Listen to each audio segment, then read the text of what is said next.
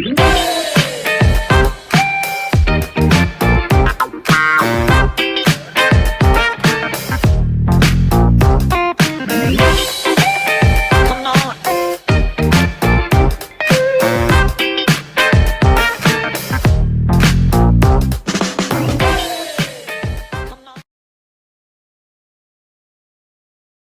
hi, my name is Samantha and welcome to the Do It Live Autonomy podcast. Today on our show, we are joined by Mike, Miguel, and Hao. Both will be my awesome co-hosts as we talk about solutions and our favorite highlights from these past weeks. To just give a brief overview so you know what you can expect from today's podcast. So my segment will be on the question, what does focusing on solutions mean? And then I'm going to break it down to two concrete examples of how autonomy offers solutions by showing two clips of one being from AutonoToasters and one being a video editing tutorial. After that, and I'm going to let my co-hosts introduce themselves. I'm going to pass it on to Hao.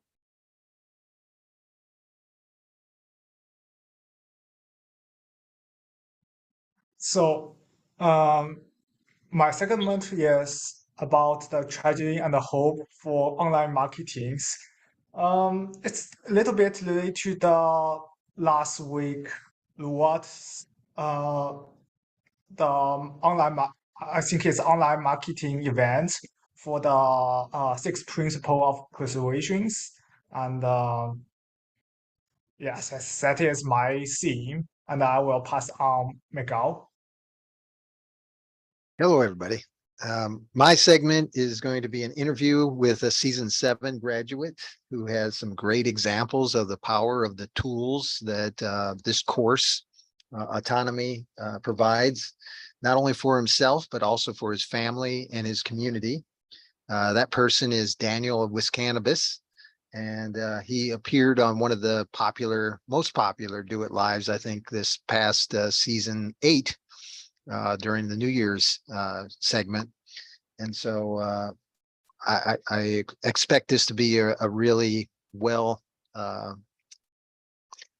great representative or a great representation of what autonomy and the skills that it allows us to utilize has.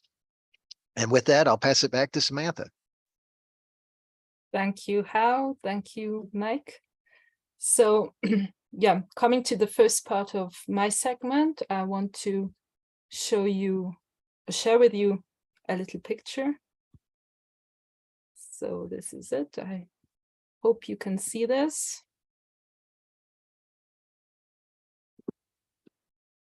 Sorry, I need to stop sharing again and take it a little bit further down. 1 second. Okay. So on the topic, what has, for me, focusing on solutions has become something very important. And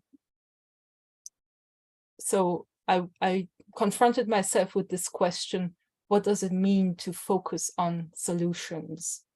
So it's, instead of focusing and getting entangled with the problem, the issues, it is resetting the mind onto what can you do, what solutions are there.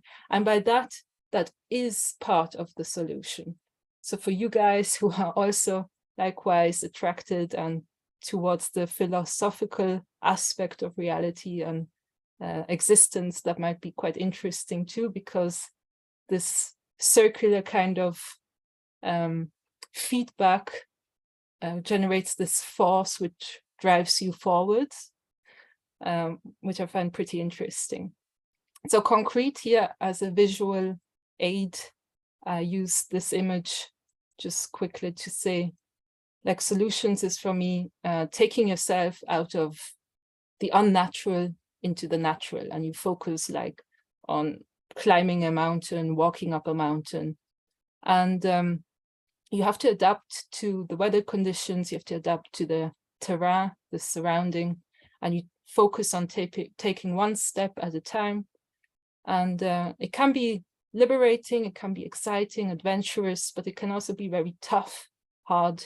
You might encounter obstacles, and you will, I mean, you always keep the aim, the peak, as the goal in what you want to reach, and as like an outlook, or keeping it in mind.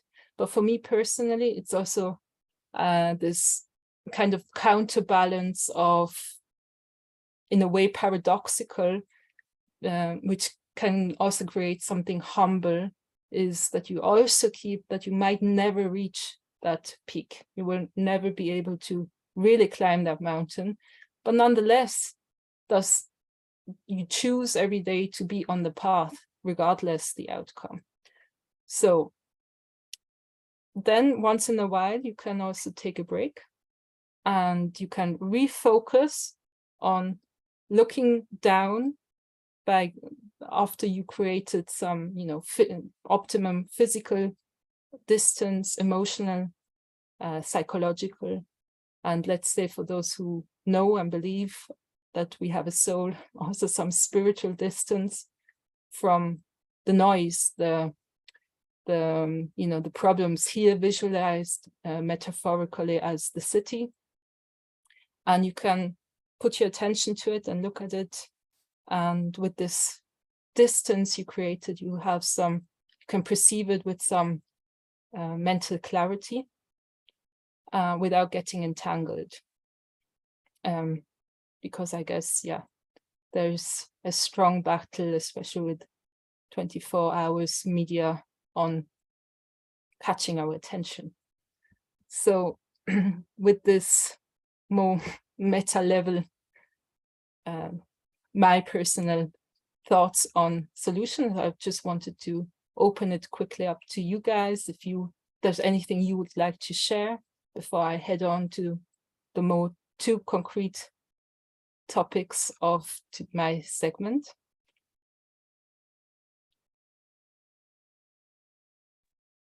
Well, I have a comment, and I love that picture, removing yourself from the situation so you can see it from a different perspective. I can absolutely relate to that.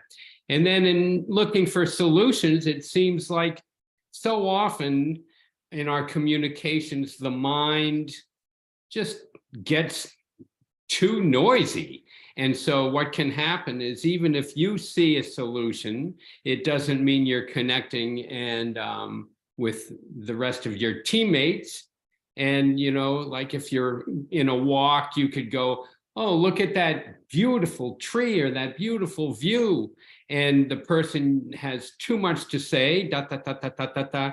And, oh, yeah, that's nice. And keeps talking and talking. And finally you go, oh, wow, look at that. And finally, when the presence is really entered and deepened, then all of a sudden you're in the same space, and you can go, oh, wow, look at that huge tree and the branches. And then you are connected and present.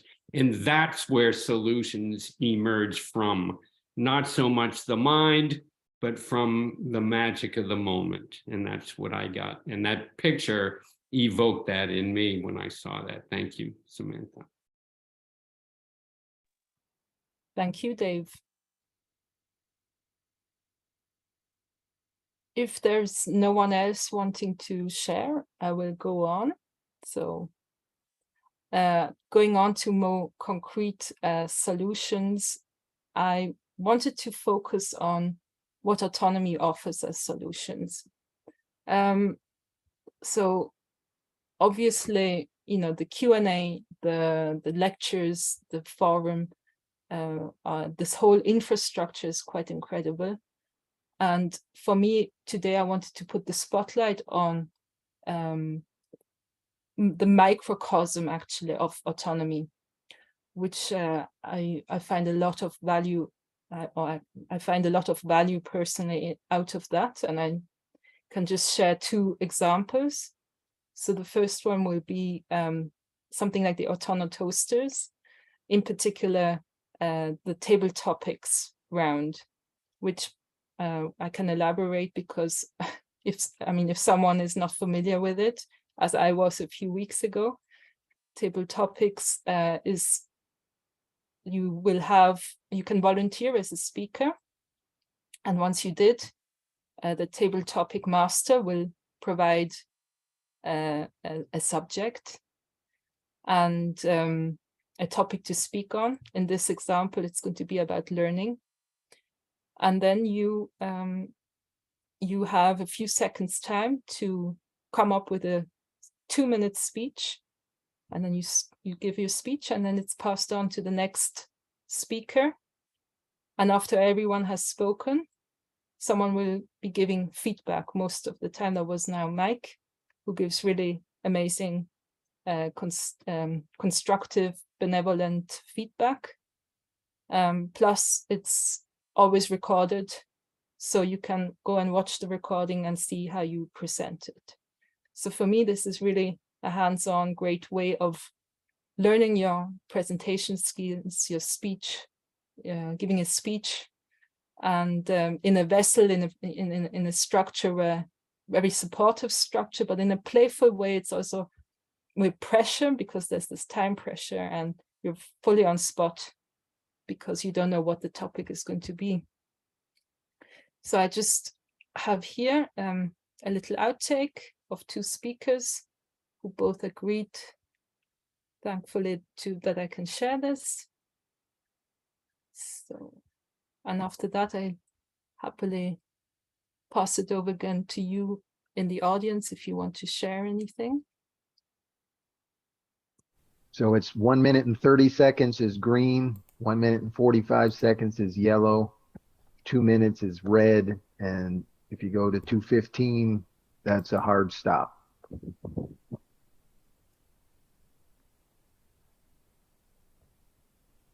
By the way, one point would also be if you want to make a speech to another speech which was held. So we want to give some advice to a learning process which we just listened to. You could also do this, like a form of evaluation, to put this into the table topics. This would also one possibility.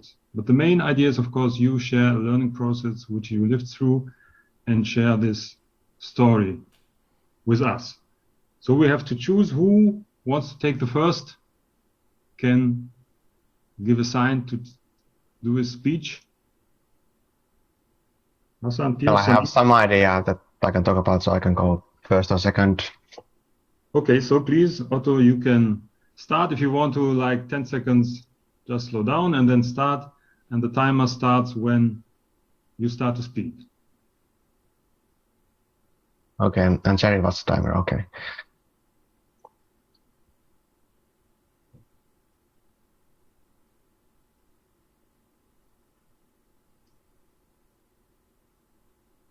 Whenever you're ready, Otto. Yeah, so what I'm gonna talk about are the learning experiences that we have throughout our lives, and what to pay attention to when we are kind of trying to understand the world and learn new things. So there's a concept that there's also there's an information overload on the other hand coming to us.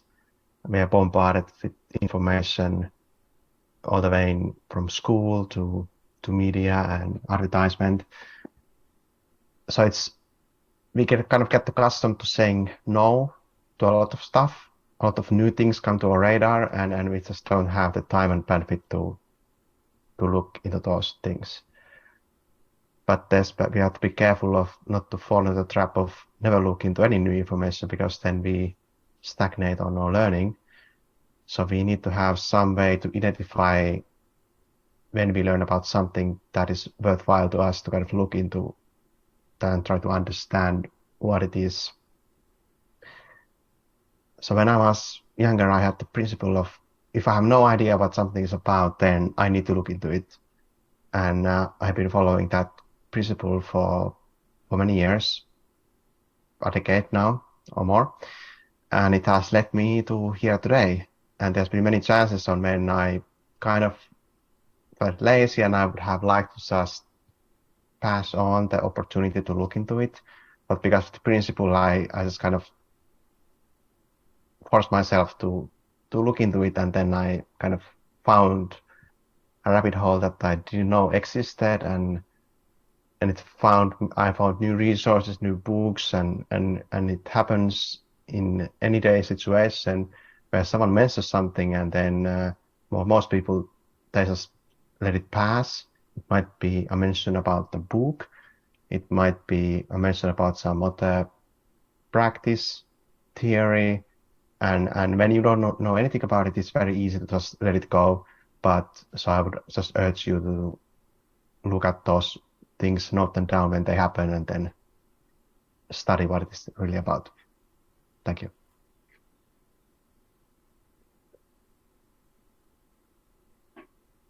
Thank you. Otto.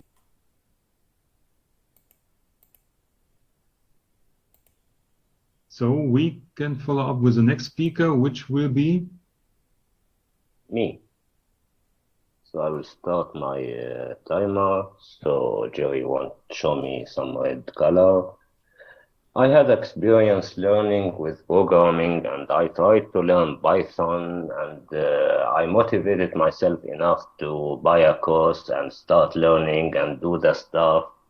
And of course, I was many times frustrated because I couldn't fathom this languages in the computer. That's not tolerable at all. It will give you traceback every step of the way. And I couldn't jump over the learning curve until I become somehow comfortable with learning. I couldn't schedule learning in many times. Just when I got free time, I will look into this course. It's still mine, but I haven't looked at it for a long time. I know the negative aspects of learning because I learned too many things in apophatic sense, and this is not the right thing to learn. And I will look at it later or schedule something for some time for it. But I remember at the end a quote from Rumi, which says, "The art of knowing is to know what to ignore." So I will conclude, as I still in the green. Yellow. Okay. Thank you very much.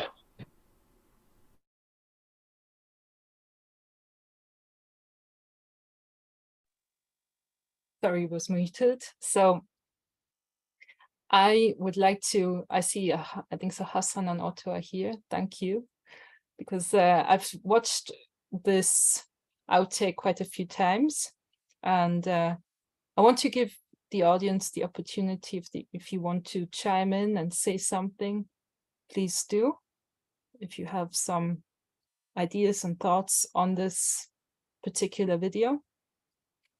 I'm just going to go ahead and say while you may be still thinking if you want to say something. Yeah, go ahead, sorry. So what comes up for me is when I first looked at myself, it was like a surprise. So I have a question for Otto and Hassan. What was it like for you to see you, please?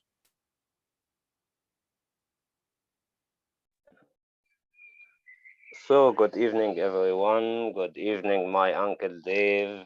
Thank you, Samantha. That was invigorating and a little bit embarrassing for me because I don't repeat my talks or I don't watch the videos that I have did before, but it is quite beautiful and complexity it trigger my complexity, and I thank you again for showing this. I wish if I can speak more fluently and without accent, but here we are, and I will keep improving. Thank you, Hassan. I mean, you know, regarding the accent, I mean, for us, for you, Otto, me, I mean, English is not really mother tongue. So, I mean, you did a really great job. And I, just to say, I watched this clip quite a few times, and every time I get something new out of it, I can fully understand. Watching yourself speak is like, oh my God. But I think you did both a really, you know, it's on spot. You have to speak 2 minutes. And the more I listen to it, the more I think, you know, it's really, you both did a really great job. Otto, you wanted to say something? You were unmuted. Yeah, like it was, to answer the question, like of course it's uncomfortable to see yourself talk or on a video, but it's also really helpful. It's something I wanted to do, to watch myself on these recordings that I have plenty on my computer, but rarely do I actually do that. So this was an opportunity to do that. And yeah, I think evaluating myself, I could spot a few things that could have been better. For example, I started with my #1 filler word, which is so. So that's something to pay more attention to. But overall, I think was pretty good one. So I'm happy with that particular table topic speech I gave. I think it was, yeah, one of the better ones. Yeah, that's what I have to say.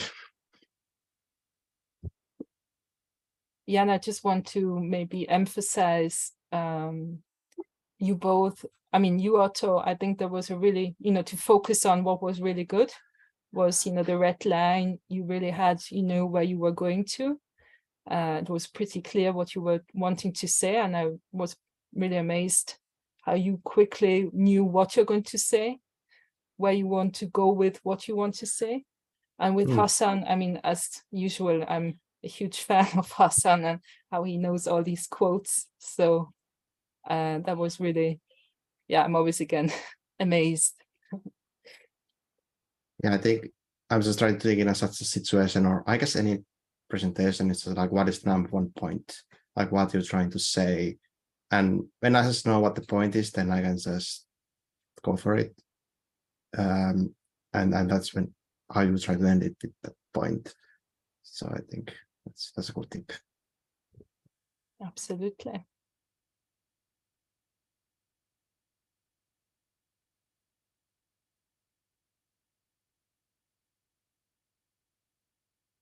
Is there anyone else who would like to share something?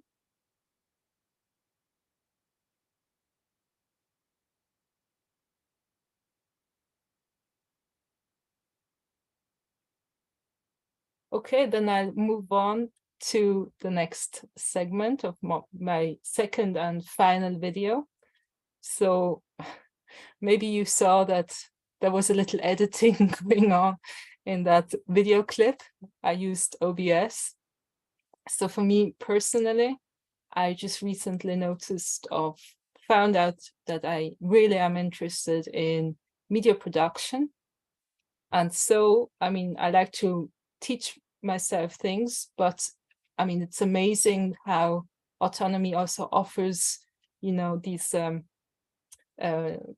know, people who are in Autonomy who are very knowledgeable because it's their profession and they work and they offer tutorials. In particular now, I want to focus on Stefano, who is a professional video editor, who just offered to give video editing tutorial and even made a second one for the people in Europe who needed a European time zone friendly tutorial. He did over 2 hours, I think. So I want to just emphasize for anyone who is interested, it is for free on his website, on YouTube.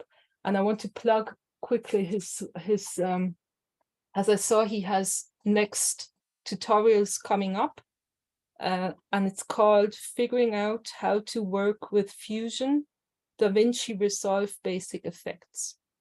And I believe 1st of June and 8th of June, 8 p.m. Eastern Time. And for us Europeans, it's June 2nd and June 9th, both at 3 p.m. Central European Time. So I really can recommend if that is something which interests you. He does really valuable editing work. So I just want to share with you a couple of minutes of his tutorial, and just to show you what he does. So give me quickly a few seconds to share screen. And now while I'm sharing this, you can also just see this is his webpage, and this is the video editing tutorial. And I'm going to show you a couple of minutes.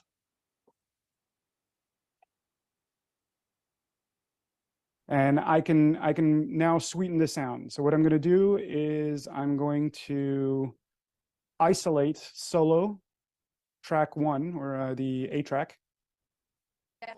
Hi there, Caitlin and Steve. Yes, And I want her voice to hit right around -5 dB. Behind that large door behind me, so I can take basically this gives me control of the whole track and not just the clip. We have 2 different clips here. If I change the volume here, this is of course the best of this season. If I change the volume here, I also have to change the volume in this clip. But I can have access to the full track by using these sliders over here. So her voice is currently hitting a -10 dB. I'm going to bring it up about 6 dB, 5 dB, 6 dB. I'm sorry, this is the wrong track. So A-roll. You see it says A-roll music. That's what I should be looking at. And this is your master bus here, bus 1. It's your master audio. So I'm going to play this again. I'm going to bring it up 6 dB. Behind that large door behind me, rehearsals are already underway. A few moments ago, we were listening to Justin Bieber music because he is one of the big performers tonight, but we can't let you in there just yet. This is, of course, the best of the best this season. 6 returning. Okay, great. So now I'm going to solo the music track. And essentially here, it should hit, it shouldn't go any higher than 5 dB. It's much higher than 5 dB, so I'm going to bring the whole audio track down by 5 because it was hitting 0. Oops, that was the master volume. I'm going to go to the music volume. Come back.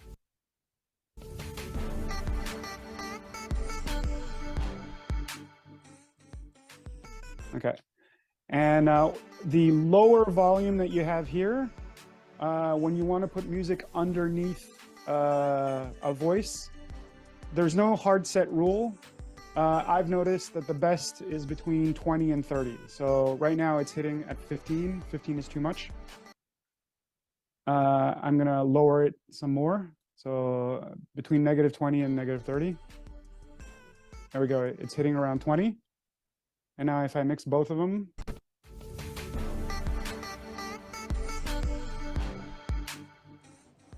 Oh, definitely. Hi there, Caitlin and Steve. Yes, we are only a few hours away now from Dancing with the Stars All-Stars, and I have to tell you, behind that large door behind me, I don't have my headphones on, so I can't hear the real separation, but I feel like it's much better. Because he is one of the big performers tonight, but we can't let you in there just yet.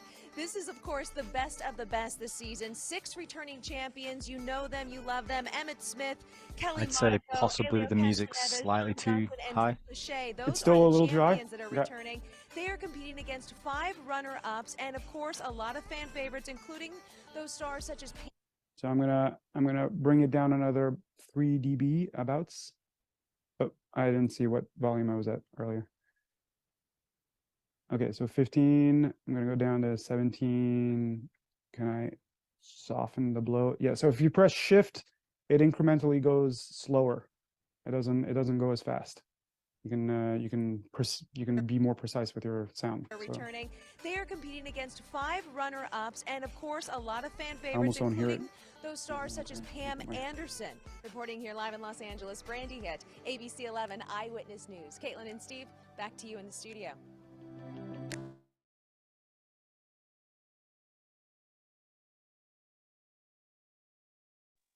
Okay, so shout out to Stefano. I mean, it was really, I mean, this is all, he did it live. So he was doing it live, editing and taking questions and inputs, and it was pretty impressive. Yeah, before I go over, Nick, I see you if you want to share anything, because I know you were there in the video editing tutorial. Please go ahead, or anyone else. Yeah, I'll jump in. Yeah, the Stefano's tutorials are incredible. They're so packed full with information and things to learn that, and he's doing it live. It's hard to keep. It's hard for I found it hard to keep up. So I'm really glad that there's replays there to go back and glean more of what he's showing you. But I think his style of teaching, he's very friendly, personable. That was actually me in that clip interrupting to say the music was still a little bit too loud. So I had a little cameo there. But he's an excellent teacher. He really knows his stuff inside out. He sets a great example for doing it live, and he makes mistakes and he kind of he does it on the fly, but it just makes it a very everyone's welcome kind of experience. And yeah, his tutorials are invaluable, and they've certainly helped me with improving my video editing for the stuff that I'm putting out on YouTube. So if anybody can make it to the live ones, I would recommend that. And then if not, definitely check out the replays. You'll learn, you'll accelerate your video editing knowledge very, very quickly by learning from him. So definitely go and have a look at them if you're interested. Thank you, Nick. Will you be at his next one he's planning to give? I was there yesterday. There was only 2 of us though. So yeah, let's try and boost those numbers and get more people there. But I'll be there for the next one. We did I think we did effects yesterday. Some really interesting stuff of overlaying. I learned a new meaning for the word matte, which previously I thought it was kind of a non-shiny surface, but there's a totally different meaning for that word when it comes to video editing in the context of media production.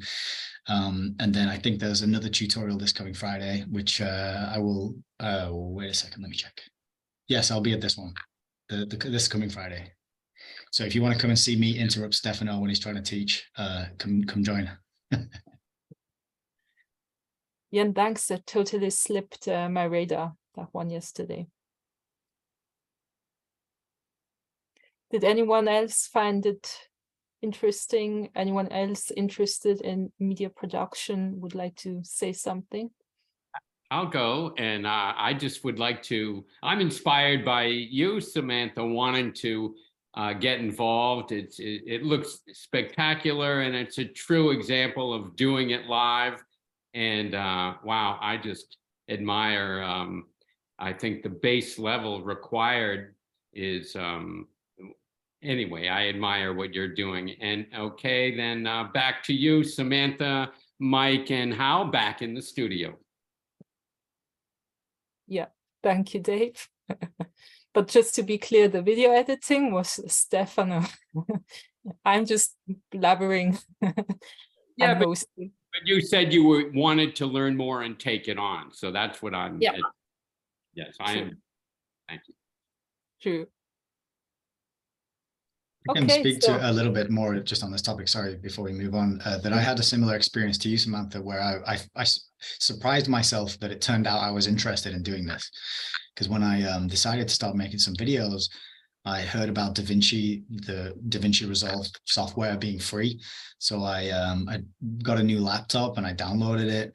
And I was surprised. I watched one 40-minute tutorial on YouTube, and that was enough for me to learn how to put an intro and an outro on the video, how to put some music over it, how to have a little credit text graphic that was animated pop up, and how to fade in and fade out. And that 3 or 4 things that I just mentioned are enough to just give that like professional boost to your videos without having to cut and edit and do all the fancy things that Stefano's teaching. You can download the software and learn 3 or 4 very quick and sort of basic things, and already your stuff looks much better than someone who doesn't have that foundation of skills. And so the software itself is incredibly intimidating. There's so many words and buttons and familiar words, but then you need to know what they mean in the context of video editing. So there is a very steep learning curve, but if you kind of ignore that and just get in there, you can just learn a few basic things, and it will really up the quality of the stuff you're putting out. And so I was surprised at how enjoyable that was and how satisfying it was. And that process is what spurred me on to sign up and turn up for for Stefano's sessions, because I was like, wow, if I can learn even more of this, how gratifying and fun is that going to be? And so I guess in conclusion, the software is intimidating and scary for those of us who are retarded and tend to get tangry.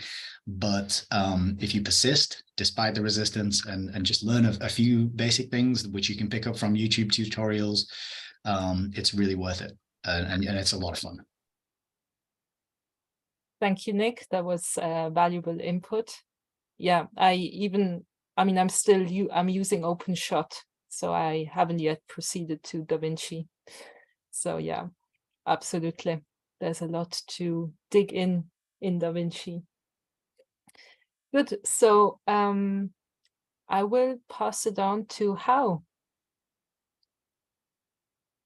Yeah, great turn. So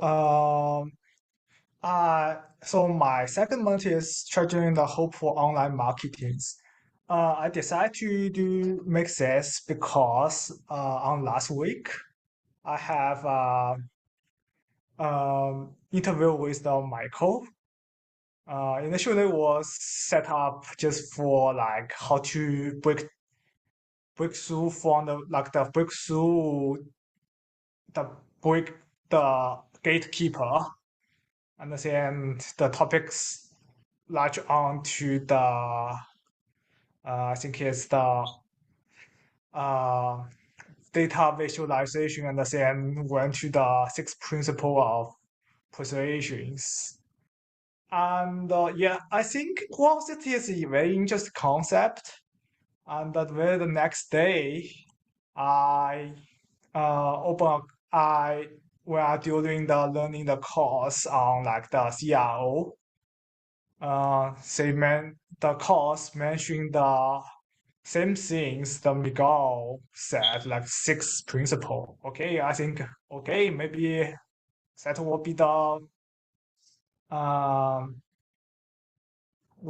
will be this week's topic for the Do It Live. But instead of that, I would be like emphasize on how to utilize that as provide as solution to the current days, and it's very similar to what you guys gonna to see like in the week 10 lectures for autonomy. So maybe you guys can have some give some background knowledge on that and prepare for that, the week 10. So maybe let's start it. Oh no, I should share my screen. Yes. And let me see. Share the screen and let me see. Should I also share the screen and is there anything like I can share the audio? Because like I'm gonna be playing some video during the presentation sometimes. Let me see. When you shared the screen, did it pop up, share audio? Wait. Share audio? Maybe you have to share the switch. screen. Advanced share option. Let me check it. No. Maybe how you Says can stop sharing the screen and go back in and check. That's one stop option. sharing. And let me see, share the screen. And then on the This bottom one. left. Oh, share the sound. Yeah. Yeah. Good. One is for the video clip. Yeah. Okay, let's start it. So, okay, the strategy and hope for online marketing. So outline. I will explore the key term, which is 4 stage of marketing, 7 principle of persuasions. And I will be brief because I think yeah, the reward also introduced the 6 principle of persuasions during his event, and the additional one is the unity. Maybe I will be more detailed on the unity. Problem and threats given by the current environment, and that one I think is the input for our problem solving. And what we're gonna do with that, like use the knowledge we have and the environment to deal with the environment will be like the processing in your brain. How to do that? Combine the so it's like to do with combine the ethical sales with 7 principles persuasions, and then it's the technical side. So be more detailed. How can I achieve the things we want? Like how gonna be like in detail, like apply the ethical sale with 7 principles of persuasions to solve the problem we have. And today's presentation, I'm gonna emphasize in the last 2 segments, which is because it's related to the problem solving. Fourth stage of the marketing was awareness stage, interesting stage, decision stage, and affiliates. So you need to, it's straightforward. You need to let your audience aware of your product first, and then they will they will decide to have a deep look or thinking about your product. That is interesting stage. And then they will use their cost benefit analysis. Ideally, they will use that during decision stage, but I doubt like nowadays people actions are based more on emotional, which is it's not a good sign. And the last stage is the affiliate stage, is the when the audience or your custom of the conversion, say internalize your content and deeply think you are deeply grateful for your helpful problem solving skills. They gonna to marketing for your website. So how that? So that is a very rewarding cash flow if you reach out to that stage. So 7 principles of persuasions, reciprocations, commitment and consistency, social proof, authority, liking, scarcity, unity. It sounds like not like it sounds like not have not many to do with like the prefrontal cortex, but like it's not also to do with the medulla, but compared to the previous one, I think it's to do more with the medulla because it's emotional and more on the instinct side. So to be detailed, commitment and consistency is people feel obligated to complete the things they are committed to, and there's a very there's there's a famous experiment on that. It's called like the foot in the door experiment. So basically, it's a bunch of like the experimenters, they choose a neighborhood and they separate to the neighborhood to like two group. One is control group. They ask the control group to put up a drive safely board in front of their yard, and the next group they ask them to do the same things, but before that, they also ask them to sign a petition to ask the neighbor to drive safely, a campaign for ask the neighbor to drive safely. Compared to the compared to the put up board in front of the yard, the petition is quite, it's a smaller commitment, and they found the signal, the likelihood for signal group to put up a board is 3 times more likely for the first group, controlled group. So it's more like in short, it can be like interpreted as a sunk cost fallacy. And do you guys think it's familiar with like what's happening on, I think maybe worldwide in the past few years? Okay, so like 3 years ago, think of similar things happens.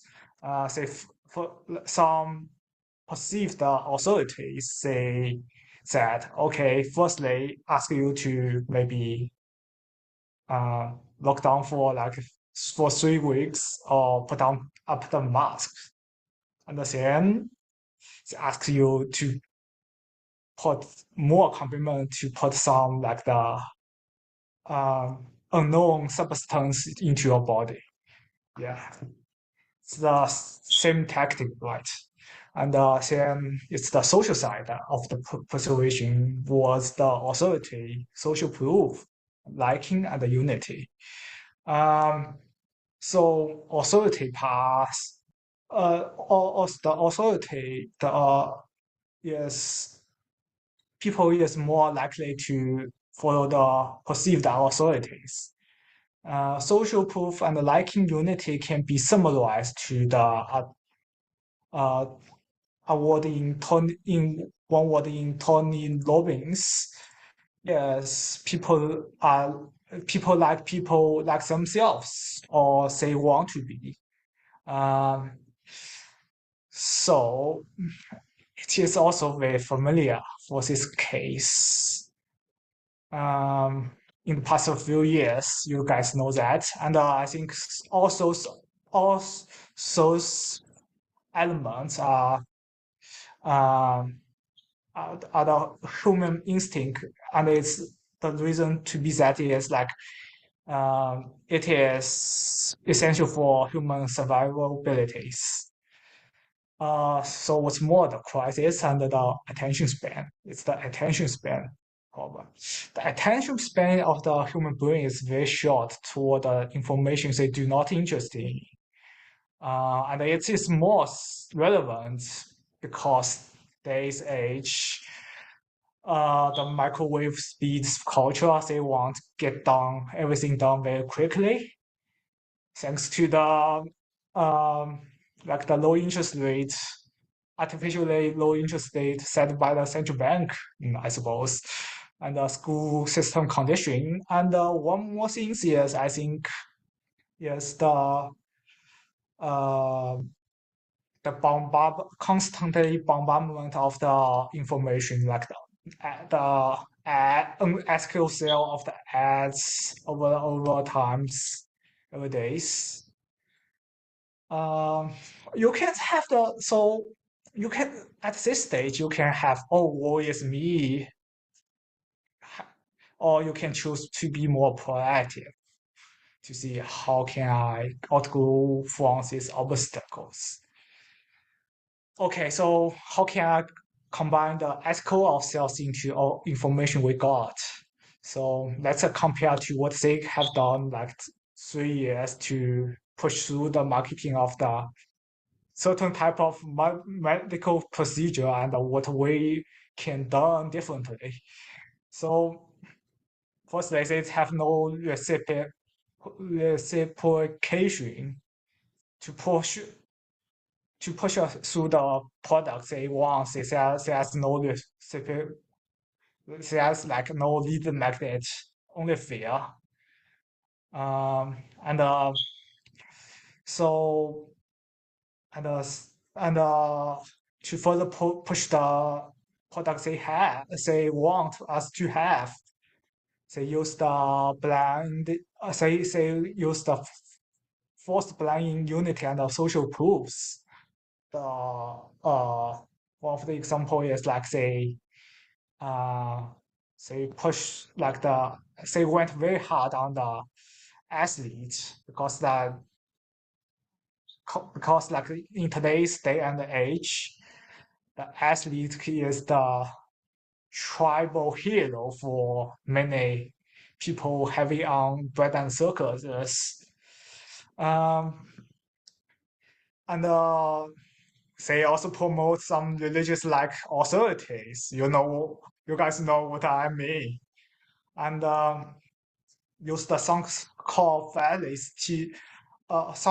fallacy to make sure the people stay on, get continuously on that certain type of procedures.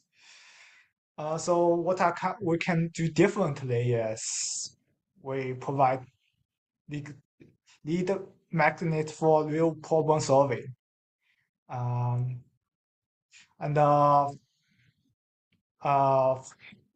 so and then it's the hero image to empower and free the individuals because like the because like you need to have some leading example to like encourages some or push someone, like they have the scale a little bit, some mixtures. The target for the audience have the mixture of the scarcity mindset and have the proactive thinking aspect. Maybe all this is provided by the leading examples. They will have less, maybe hopefully have less scarcity mindset. And for encourage don't trust and then you will move on to encourage them to don't trust and verify first. I think that was for the stage when the audience is already interested in your content, but at that time, because you don't know if it is that or product is really for them. So at that stage, is like you need to encourage them to think proactively, to have some cost benefit analysis on your product. And then you will build trust over time, and make sure you have the one action per page, not like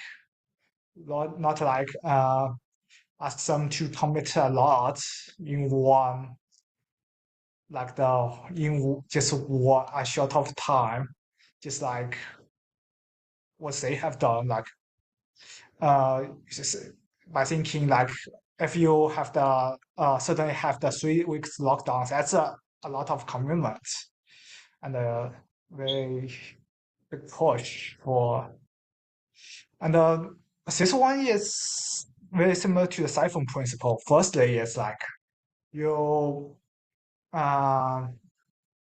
use some not so not use some less irrational like the no use some irrational side of the human brain to encourage them to think and then in the long run decides like makes them to let them to decide if this product is for them or not, or it will solve it is that the products will solve their real problem. So the concept summary is used the 7 principles for to encourage the thinking, and so it's like the process of moving. Firstly, it's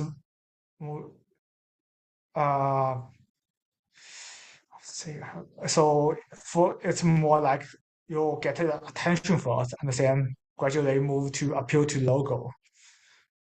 That's a ethical sell part. And that's contributed by another thought from Tony Robbins. The style is more important than substance initially. So I think the tactic will be, I think, for data visualization part, you can use the data visualization. Firstly, we can play the video for explore how powerful it is the data visualization. Yes.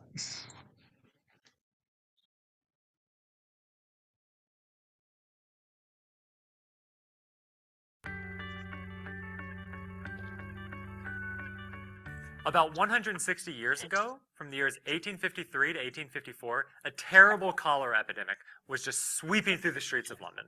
Now, at the time, an anesthesiologist named John Snow was trying to figure out what was causing the spread of cholera.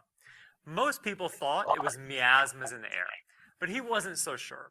So he compiled 2 different sources of evidence to ultimately conclude that it was being spread through the water supply, through contaminated water.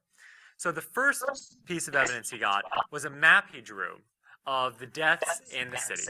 So this is the map. So this is a portion of the city of London, and he centered it around Broad Street, which I'll zoom in on right here. Here's Broad Street. And he just took the counts of people who died in different households and made little tally marks. So that's like this bar here, all these little bars are just tally marks of people who died. In addition to showing us exactly where people died, Stop sharing and let me see, share the screen. Multiple person. No. Let me see. Yeah. Share this. Okay.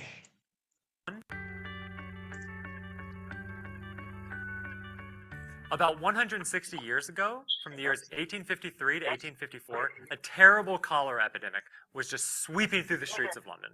Now, at the time, an anesthesiologist named John Snow was trying to figure out what was causing the spread of cholera. Most people thought it was miasmas in the air, but he wasn't so sure. So he compiled 2 different sources of evidence to ultimately conclude that it was being spread through the water supply, through contaminated water. So the first piece of evidence he got was a map he drew of the deaths in the city. So this is the map. So this is a portion of the city of London, and he centered it around Broad Street, which I'll zoom in on right here. Here's Broad Street. And he just took the counts of people who died in different households and made little tally marks. So that's like this bar here, all these little bars are just tally marks of people who died. In addition to showing us exactly where people died, he pointed out where the water pumps were. So here's one, the Broad Street water pump. Here's another water pump down here. And this is where people would get their water from for their house. So they go down out the street, go to the water pump, pump some water. for example. That's one way. So you see that if we zoom out, it looks like a lot of deaths are centered around this one pump. So we thought, something's fishy about that. Maybe there's something weird about the water that's coming out of there. Now this is a little easy. This concentration of deaths around the pump is a little easier to see if using modern visualization techniques, we just make the map a little bit fancier, draw some colors or something like that. So this is the same data, the same map, except we've just added colors, made it easier to see where people died. And here, right in the middle of this big area, this red area here, that's where the Broad Street water pump is. So that was his first clue that something was going on in the water supply. Now, this was 160 years ago. So John Snow is one of the first guys to do causal inference. So when I was first in London, this was the first destination I had to go to. I just stepped off the plane, I had to go straight down to Broad Street. Here's the water pump they have there. Unfortunately, it's actually not the original water pump, which has been destroyed and deleted, but this is a replica water pump that's on the street you can see, and you can read a little plaque about John Snow. And across the street, there's a pub called the John Snow Pub in his honor. So that's a very good tourist destination. If you're ever in London, you should go there. It's the birthplace of causal inference, the birthplace of modern statistics, very important for the history of humanity. So that was his first piece of evidence for learning about why cholera, how cholera is spreading. And his second piece of evidence was a natural experiment that we'll talk about next. So,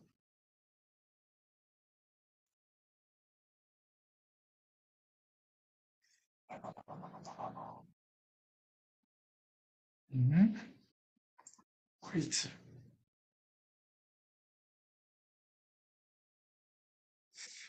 What?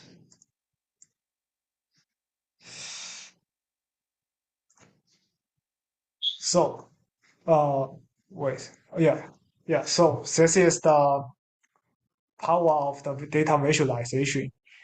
And if you combine like today's technology, it will be like make the complicated data to more straightforward. And for this tactic for data visualization, you can apply to many stages, because firstly, it's compared to the image to the some data. The image side would allow would allow some more emotions and so alienate the data. So you can apply that to maybe awareness stage for thinking about that aspect. But the data visualization is also the information. When you use in the data visualization, you also provide the information for your potential customer to make the decision. So this would be, I think it's more. So in that case, it's also appeal to logos. You can also use that in the decision stage as well.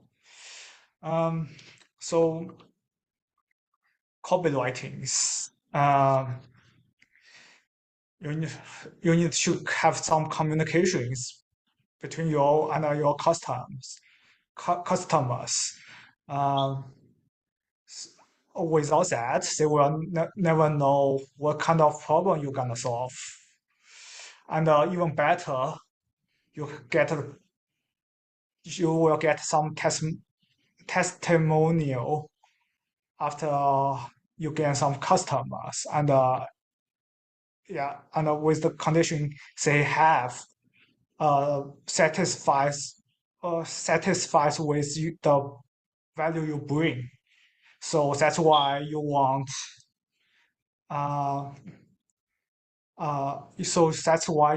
the sort of like you want some filter on your funnels to weed away some hyper emotional customers, like or say inside group of the for the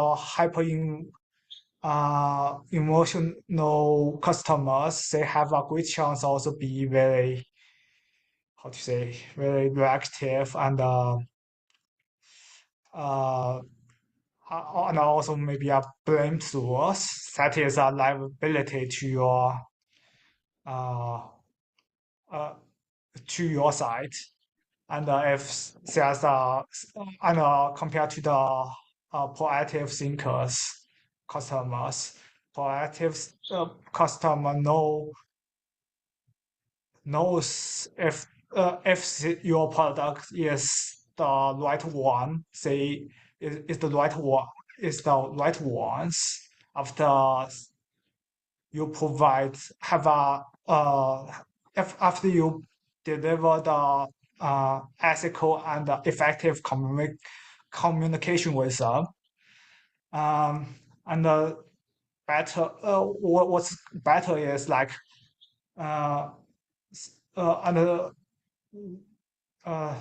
the better things is they will become the affiliates.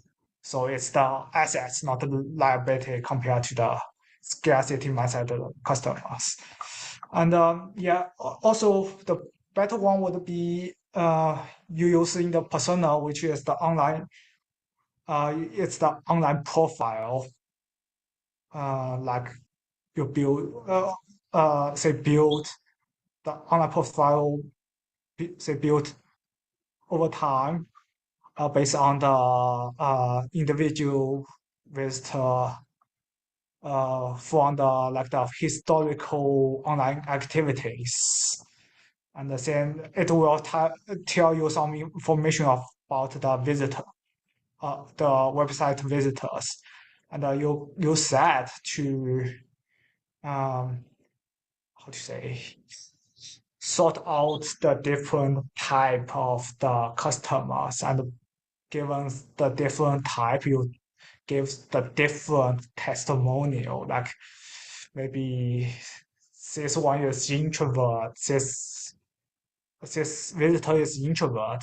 You can use like the testimonial of the introvert to help them to convert, because think about the unity aspect.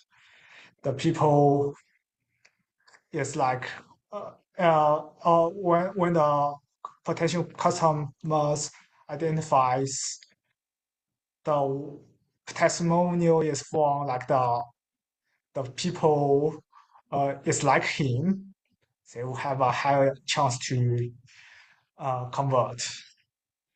So I think so. Any comment and discussion?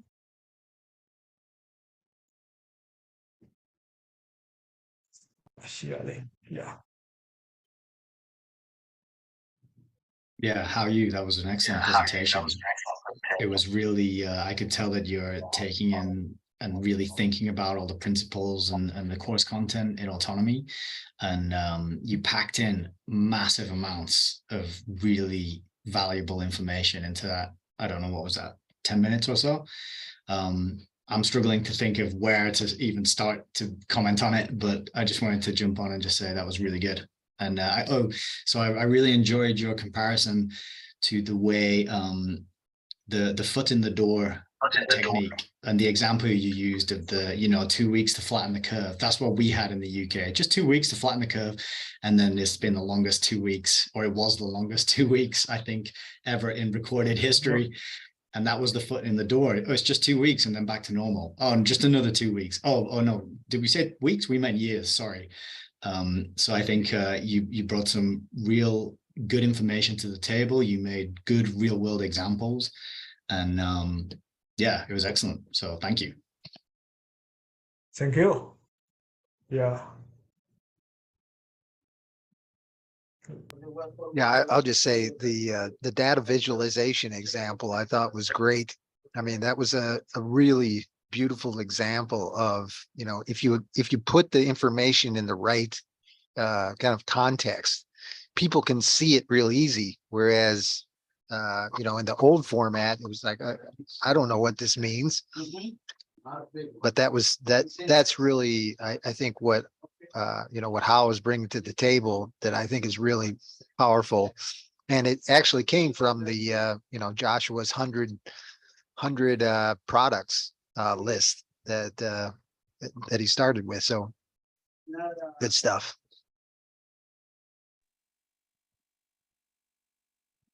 That's a really good point with the data visualization, because I look at data quite a lot in my job, and most of the time it is dry and boring, and I really struggle to care about it. But then when it's presented correctly and it grabs you and it speaks to you, a picture says 1,000 words, and it just communicates what maybe an hour of talking would communicate. So good example, and it's a great reminder of how important that visual aspect to communication and influencing and persuasion and advertising and marketing and all these things, that visual. Because I remember during the rollout of lockdowns, there was a lot of in England, a lot of the NHS signs were blue and yellow, and then immediately after that whole event, we got Ukraine was invaded and everything was blue and yellow again. And it was very interesting to see that continuity of colors being used for two big events that were demanding our attention and our focus. And so, yeah, that visualization is a really key aspect for people to learn about, so they know how it's being used against them. Even if you're not going to use it on your website or in your own marketing, just knowing how it's being used on you is extremely critically important. So yeah, I would agree with Mike on that one. That was a really good segment. And I have a comment, not necessarily on the content, but the context. I want to comment on, not only did you do brilliant preparation, but the flow was really good, because you ran into some obstacles in the, you know, presentation portion, and there was some help from, I think Michael, you know, mentioned, oh, we can't see, and you just went right on through with your presentation. And I really appreciate the preparation and the presentation part of just going with what was happening. So well done, Hao. Thank you. Thank you.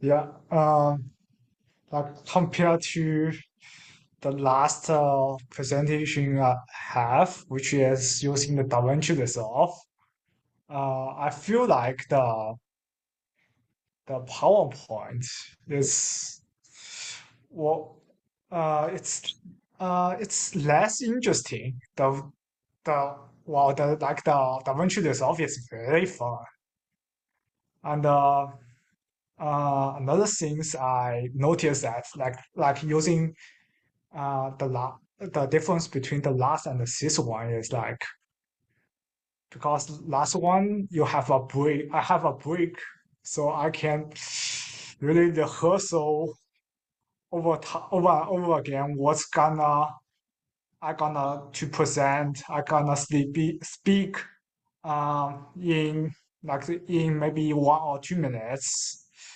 And this one is like I need to constantly thinking about that while focus on other things, like what's the ordering of the words in the sentence, what's the pronunciations. Wow, it's like, wow, very stressful this time. Well done, Hao, really.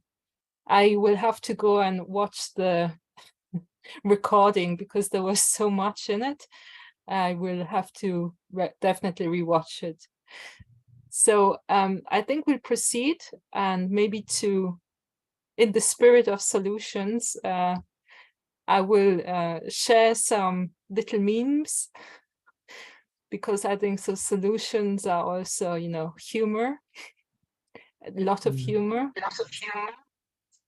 So thank you to Benny Will.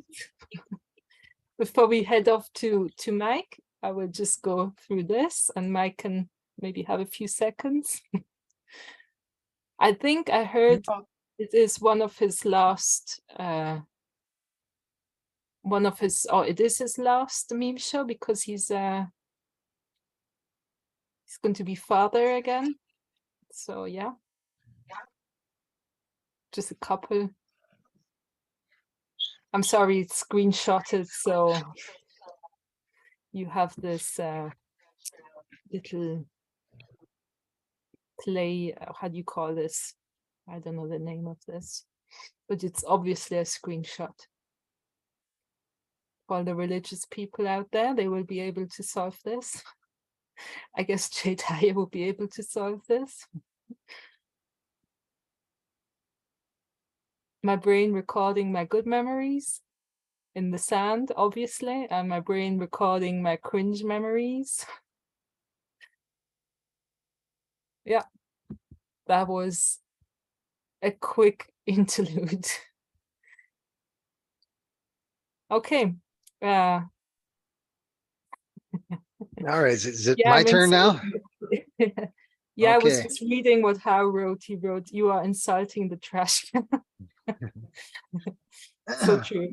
All right, well, I'm going to go right Okay, into go right ahead. into what I've got, which is about a 18.5-minute interview, which I think you'll find enjoyable because Daniel's quite a wise autonomy graduate, and you know, he's just always got something good to say. So I'm going to just let him speak for himself and hit the play button here. Let me know if you can hear it. In your opinion, what is it about autonomy that We can hear just a little bit louder. mind talking about what that was for you? Perfect. Yeah, it's the community. It's what happens organically in the groups that form to help one another, to offer knowledge, skills, to cross-pollinate, to give and receive.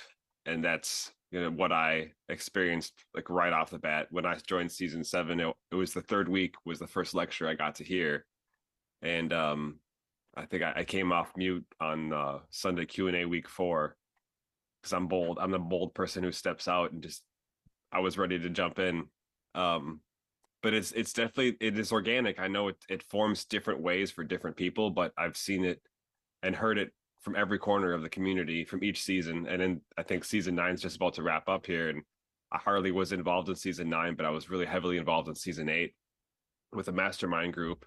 And so that back-to-back experience of being a student and going through all of the material in the course and working with the other students to do the exercises, and then going from that into a summer where I did the Autonomy Summer School podcast, still being involved with a lot of people the whole summer between season 7 and 8. And then when season 8 came in, being in part of a mastermind group, and you know, my team of guys was just mind-blowing. And they're still having a mastermind group. Unfortunately, I'm not participating because my work situation has changed, but it's forever impacted me. Changes how it's changed how I talk to everyone, and really equipped me with a form of communication that I feel is just something I can grab off the hip like a 6-shooter in the West, and just communicate with people, to listen better, to process faster, and to communicate stronger. Those things have just been radically improved in my life as a result of being in autonomy, and then sticking with it, you know, not just going out, but being part of that mastermind. The second season was huge. Yeah. And as far as how you apply that to your life, are there particular examples that you want to share? I know you've got a lot of different things going on, and not all of them are good, but from what you've you know, relayed to me is in each of those cases, regardless if it's good or bad, it's been beneficial to have the skills that autonomy brought into your life.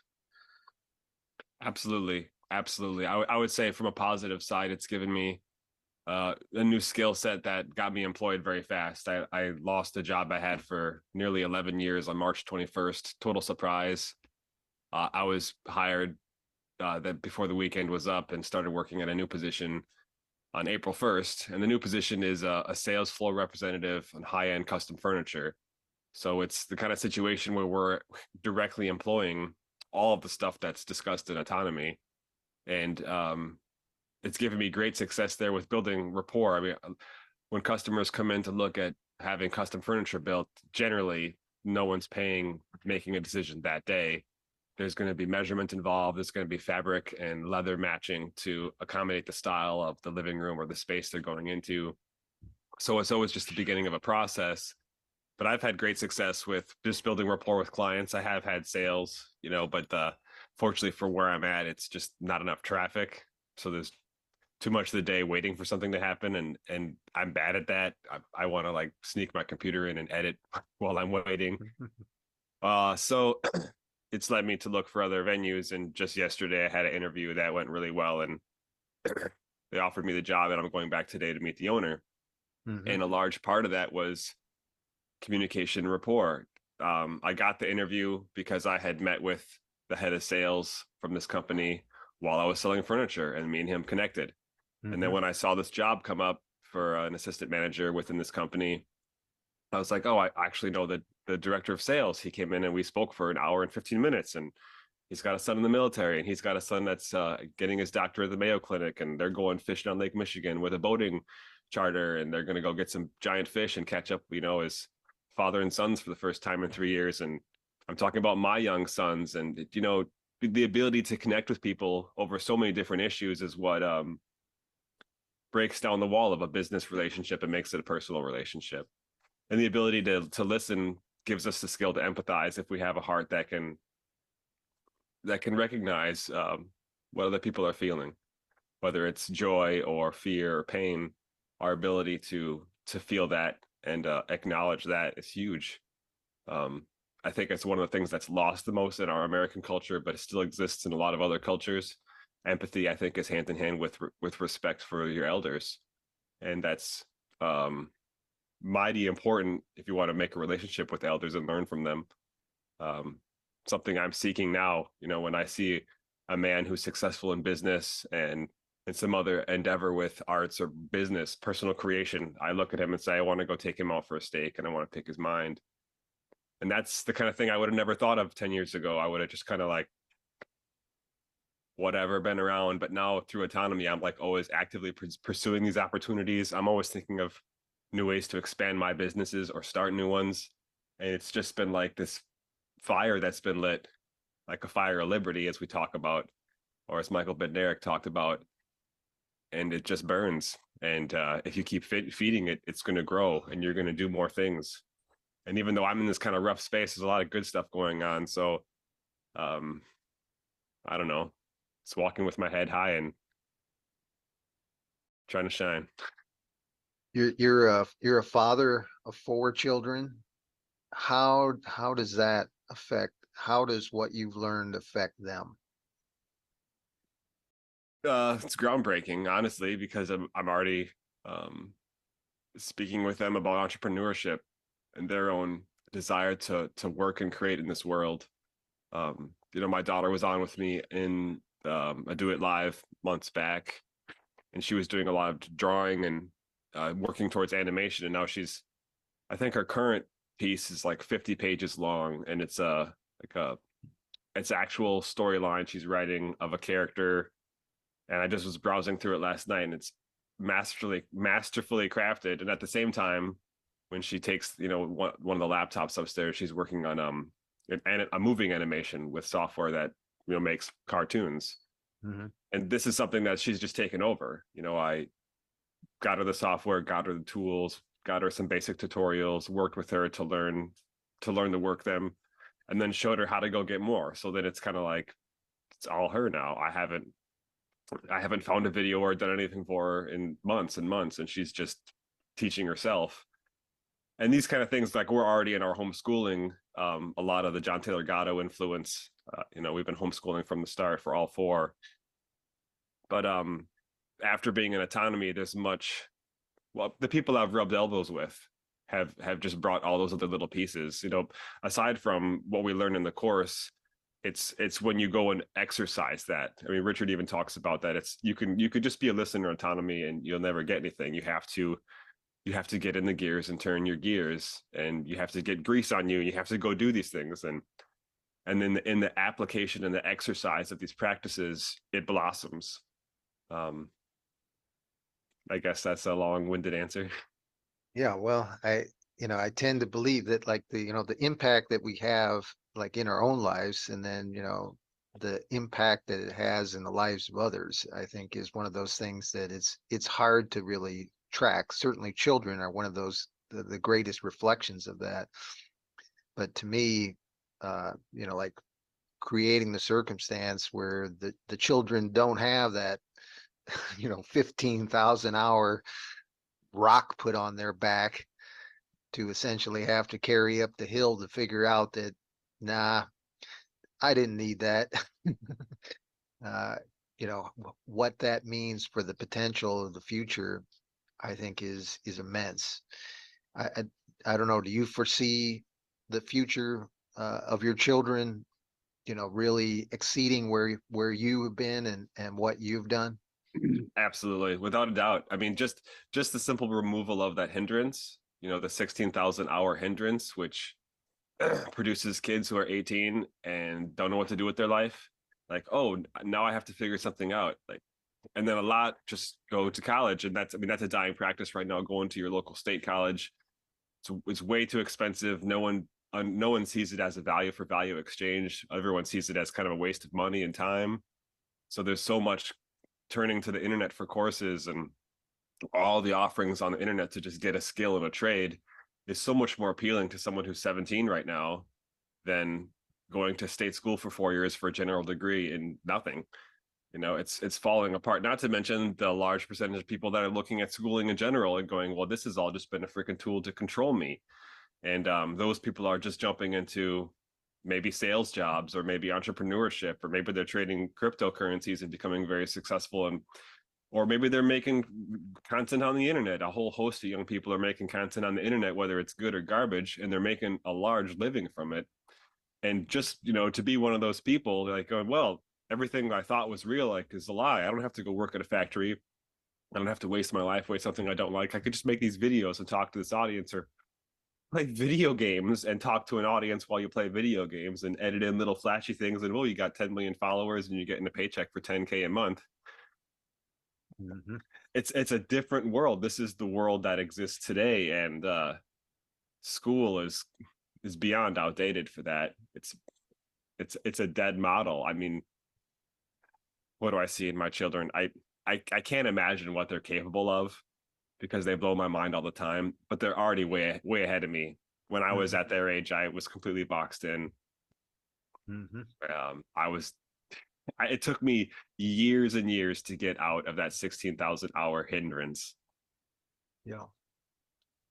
Now you've got a couple entrepreneurial ventures that you're involved in. You want to talk about any of those, and how autonomy affected those, and the future of those? For sure. Well, the first one is my hemp farming business, or I would say hemp company now, because I'm just making products from my harvests. It's WisCannabis. That's WisCannabis.com. Just Wisconsin and cannabis merged into one word, an amalgamation. I grew hemp for a couple of years and used a nice organic method, simple method, back to Eden gardening, and had great results. I ended up developing my own products because I wanted to process it softly and not destroy the terpenes, mostly the fragile monoterpenes. And so I ended up with a product that, when I tested out, had more CBD acid than decarboxylated CBD. So it's a ratio of about 60-40. So there is still decarboxylated CBD, but there's also CBD acid, and there's some CBG, like 1.5%. But most importantly, all the terpenes are there, and that's what I wanted, for the terpenes to be present and really have a whole cannabis product. So that's what I have for sale currently. There's some capsules and creams, and through Autonomy, I was able to set it up all on the website, so I can have subscribers, subscribe on an email list, and I can collect, customer information, receive donations and send gifts. And it's worked out really good. I've had a lot of support within the autonomy community. And for those who are going to PorcFest, Lisa's going to have some to share with everyone at the site. I sent her little extra goods. So everyone have a good time without me in the woods. This is 2 years in a row that I have not made it there. But I want to be out at PorcFest next year if all possible. Now you're also doing a video project. I have to get you to mention that as well. How is that going? And what is that? Yeah. Okay. This one was greatly inspired by Rich's use of the book camera. And I just bought a little lower base model of the same book camera he uses. And I'm just going and reviewing classic skateboard magazines. I grew up in the skateboard community and was very active for nearly 2 decades of making videos, working with kids through a skateboard shop and traveling in local areas. And it's a lot of fun. It's a lot of awesome culture in the skateboard community. It's a helix sport. And it's so one of those things that kind of makes people who would love John Taylor Gatto thrive in a place where you just challenge yourself. And then in a group of people who are all challenging themselves together. It brings people from all walks of life, and it crosses all the cultural barriers that they say exist, don't exist. Skateboarding proves it's a myth. Actually, we're all just human individuals who have stuff to offer one another, and we love working with one another. Everyone loves being in community. Everyone has a need to be with other people, even just around a campfire. So skateboarding was that for me. And so looking back at the classic magazines, I'm just giving commentary and editing in video from relative things, and then putting it up on YouTube in the form of full-length shows, clips, and now I'm using these vertical shorts. And I've had somewhat good success, getting it out there. And it's also provided me a place where I can run advertisements for my hemp business, and I'm running advertisements for the Autonomy Agora marketplace, just as a place to find courses, because a lot of young people are looking for answers, and there's a lot of answers in the Agora marketplace. Yeah, well, I want to keep this short because I know you've got things to do today, and I certainly appreciate your time and your infinite amount of wisdom, Daniel. But is there anything else that you'd like to speak to in regards to, speaking to the season 9 audience of Autonomy? Wow, congratulations. That's probably the first thing I say. And no matter where you are in the process of graduation, or your personal journey, for me, I completed the course, but my personal graduation came 7 months later when I was able to complete my website to receive donations and get shipping information, and then I could ship out product. That was my graduation for myself. So wherever you are in the process, just keep at it. I would really encourage everyone to just stay connected in the Circle community or the forum app. I mean, I'm still in touch with a lot of people there, and I'm still making posts and interacting. Just recently put together a bunch of shorts for Richard's work, The War Against Us All, which a year ago Richard rebroadcast on Grand Theft World. I think it was his 15th anniversary from 2007 to 2022, if I remember correctly. But great film. I got to make some trailers for it. Now I'm revisiting that. I'm putting those out in little shorts so that they can get fed by the algorithm into YouTube. I think that the shorts are a really great way to sneak things in that would normally get censored, and they're not getting censored. The shorts, this algorithm's just looking for these vertical videos. Is such a high demand for short content. And it is unfortunate that people's attention span is short, but if that's what it's become, that's where I have to serve up a dish. So that's my intent there. I've been sharing those in the community. One of the things that I'll just add this little piece. You found a comic from like the 1940s that you did a little a piece on a video of, and I think it's such a great example of your talent and ability and kind of sense of humor and a lot of other things. But you want to give people an idea of where to find that? Yeah, if they search did a comic predict the fall of America, there's a trailer for the full length, which is This Tomorrow 1947 comic book predicts the fall of America. Those are both on my channel, which is one from the rock one, and it's numerical on each end. So from the rock is all one word, and there's a one on each end. And that's where I've got the trailers also posted for The War Against Us All and a memorial for Michael Bednarik after he passed away. So there's a lot of mixed works on that channel. That's more of a personal / political channel. I've got a skateboard channel, which is all my friends skateboarding, and then I've got the Classic Skate Mag, and that's spelled with the number 8. So SK8 Classic Skate Mag. That's the one that's looking back at all the old skateboard culture. Mm-hmm. All right, Daniel, I'll let you get going, but I certainly appreciate your time again. And, you know, as always, best of luck to you. And, you know, we'll.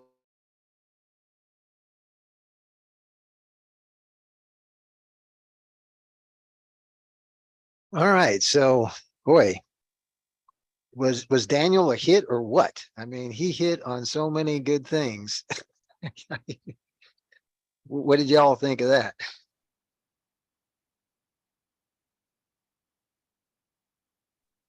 And Mike, I thought you were a really great interviewer. Yeah, well, comment on that. Daniel makes it real easy. I mean, he's got a lot of talent, and you know, he's just a great example of, you know, what autonomy produces. But I would definitely, you know, what I wanted to do was, you know, get an interview with somebody that's, you know, been through autonomy and is, you know, making it happen. And, you know, despite the situation that he's talking about, you know, with his job and stuff, there's definitely some more clouds in that story.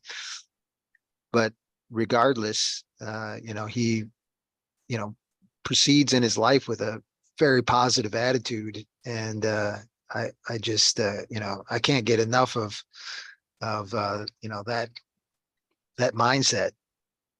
But let's see, John hold it. I thought I saw a hand. Go ahead, Dave.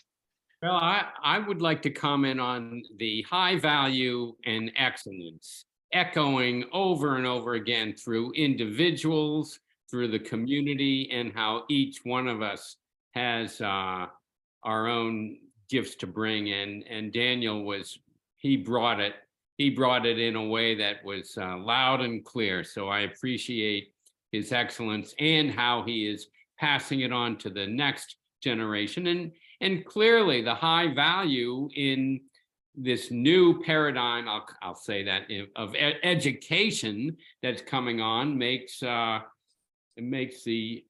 old way of learning just obsolete, and just it's a non-factor in this rapidly changing world. So well done, Daniel. Well done, Michael. And I appreciate the excellence and high value in so many different areas. Thank you all. Thanks, Dave. Jane, you got something to mention? Oh, good. I have the speaker on. Yeah, we hear you. Well, I thought that was an excellent interview because he actually talked about the obstacles that he actually went through and how what he learned just came up to the surface for him so that he can actually make things work for himself. And I don't think that a lot of people understand that maybe the time and the effort that you put into these things that we're doing actually add up to something that becomes part of you instead of just being something that you've learned. You're actually acquiring another confidence that brings a skill to the table. And I thought that was a really a very nice touch. And you're very good at just sort of sliding people into just to reveal a little bit more about themselves and their journey. It was really nice. Thank you. Nick? Yeah, incredible interview on both sides. It was great to see and hear Daniel. I know him reasonably well. I was in a mastermind group with him, and there's so much more to him and his story that's not in that video. You know, like that is an incredible video detailing the things he's learned and how he's applied them, the things he's achieved with his children, his outlook on life. but there's like even so much more. And I just love the idea that that's kind of true for all of us here, even though we're getting to know each other and we're sharing stories and we build up those relationships. There's still so much more to all of us that we all have yet to discover and find out about. So that's extremely exciting. There was one thing he mentioned, which was graduation for himself. So he said when he got the payment shop, the donations and the delivery details sorted out on his website, he said that was graduation for me. And I thought that was such a great phrase, because yes, we can make it to the end of the course and we can go through the graduation process and we can get that satisfaction from that. But we all came here for a reason. We all came here because we want to achieve something, and we all sort of have that secondary, that other graduation, which is the graduation for you. And I loved that he used that phrase, and I think it's a real good opportunity for us all to kind of reflect on, why did we come into the course? Why did we decide to participate? Why are we here right now? What is our personal graduation? And keep showing up to achieve that and to witness other people achieve that and encourage each other on that journey. So yeah, wonderful interview, and excellent all around. Thanks, Nick. John, did you have something? I was giving a thumbs up to the interview, but I'll talk a little bit about some of the specifics that I noticed in the interview. Is just what he talked about was how you communicate with people changes. You learn how to communicate with people in a very different way. You learn. So I don't know him before autonomy, but after autonomy, he's just very well spoken. He's very confident. He's just like, hey, whatever, I'm just going to go with it. And, and you just take that everywhere you go. I started noticing it in the middle of the course, how I would just like, oh, I'm not talking the same way to people anymore. I would stop and say, well, why is that? Tell me what you're thinking behind that, or just little things in the conversation. And so I noticed that, and I hear that in his communication. He's talking to people all the time, and it makes it, he gives you get a framework in autonomy to be able to do it, and it's just easy. The other little thing that I noticed was I met with this goes back a couple weeks ago. I met with Igor, who lives in Las Vegas, and he was telling me he's in a sales job. And the first question I asked him was, did you do sales before you took autonomy? He's autonomy season 1, and he's like, no, I wasn't doing sales. And sales becomes a viable option afterward, where if I can do sales this way, I have no problem doing sales, where you just wouldn't even, so you get the communication skills, you get the ability to talk to people, and then the real value is in talking to people, finding out what they need and helping them. So it just is the complete package with that interview with Daniel. So there you go. Thanks a lot. Great stuff. Sabir, you want to say something? So you're on.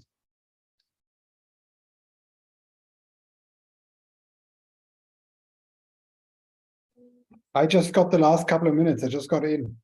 Okay. So I'll have to listen to the replay on YouTube to get the gist. We'll do that. It's good to see you, though. Let's see, Nick, did you have your hand up? One other thing I forgot to mention when I was talking about how much more there is to Daniel, one of the things he did, which blew my mind, was he wrote and produced and recorded a Grand Theft World song, which is on YouTube, on his YouTube channel. If you type in Grand Theft World, the song, you'll see it there. It's unbelievable. It is just a masterpiece of art. The words, the story it tells and captures. He took a clip from the end of the podcast, the outro music, and he took that beat, and then he just came up with verse after verse after verse, and it's a masterpiece. So I would just encourage anybody to go and check that out and have a look at it. So that's Grand Theft World, the song. Enjoy. You can thank me later, as they say.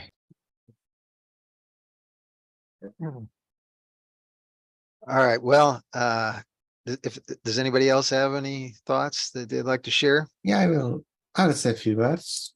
Go ahead. To kind of yeah, kind of continue what Nick was saying, that how we all came for autonomy for a reason, and we get so much out of it as a course and as a platform and all the information. But then also what was talked about in the interview was the aspect of the community, and just kind of reflecting on that and how big of an opportunity I feel this is, and I feel like it's gonna go to some other like level on the seasons to come, and how we are all here to do something, like we are all here for a reason, and there's something about the autonomy community, and like it's like the like-minded people all coming together under this umbrella, and what the autonomy provides, like a sandbox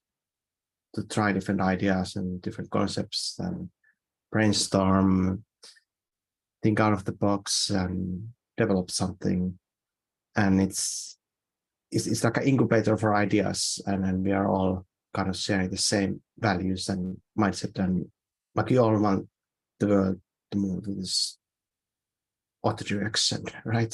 So we are trying to. I think there's a lot of things that can and will come out of autonomy, and we are just in the very beginning, and I can see and recognize this value and the potential here. So I just wanted to also point it out, and how important the community is, and it's, I feel like every student should really stick around in the community in any way they can, to kind of return to it and try to see and look what's going on. And so I guess this is especially for the season 9 students, like just don't leave after you graduate. Like there's no reason to disappear, you need to stick around.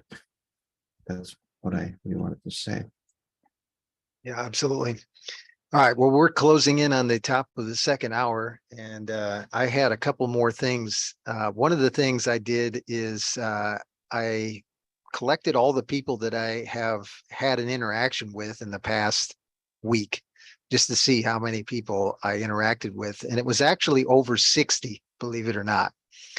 So I was going to kind of go through all the names of all the people over the past 7 days that I've interacted with, and just mention them. But the other thing was, I was going to also kind of do a little bit of a foreshadowing of some of the things coming up in the next week, as far as some of the things that I'm doing. I got 3 presentations this week in addition to this thing. I'm doing a Autonomy Toasters presentation tomorrow, a presentation for the project management, project mindset tips and techniques thing, and then I've also got something for the center stage, which I think are all interesting stuff. Plus, we've got a special guest that came from the Exit and Build Summit this past week, is also going to be visiting us in the real estate and business investment think tank on Monday.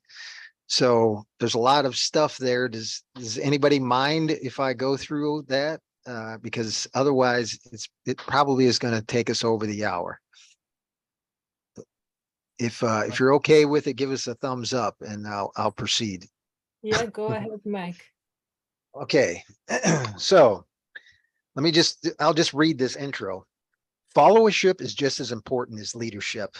In fact, it's integral part of leadership. If you saw John Bush's email this past week, he made some candid personal admissions about past failures. He mentioned his first Freedom Cell turning against him and some of the early mistakes that he made with leadership. An emphasis on excellence in followership is one of the key lessons learned. How excellent leaders develop is through excellent followership. I hope to do a little mini course on followership and really focusing on the many necessary roles of followership. I'm going to do it this summer. But one of the things that I'd like to add is how autonomy functions as a playground for both leadership and followership. And I'll describe the 60 plus people that I interacted with this past week as an example, most of what I talk about, think about, and take action towards has to do with the people in autonomy. So, just an hour or, a couple hours ago, I was in the Great Books Club. The Great Books Club is one of the longest going things in autonomy as far as kind of the student projects. It's been going on for 4 years, believe it or not. We're still in Aristotle, and we're probably going to be in Aristotle for another year or two. But the discussion that we have on a regular basis is amazing. And that's led by Daniel and Alice, and they both just had a little baby girl just last month, and they're still doing the show, every 2 weeks. It's the second and fourth Saturday. But I definitely wanted to give them a little bit of a commercial. So I'm just going to read through, the people. And if I don't get, I'm just going to try and mention everybody's name once without having to name it twice. So if you were in one of the things and you didn't hear your name, it's probably because you're in something else. But so Autonotoasters on Sunday morning, there's typically 7 to 10 people in there. Certainly Luger and Bobby are two of the people that, are kind of my co-host there.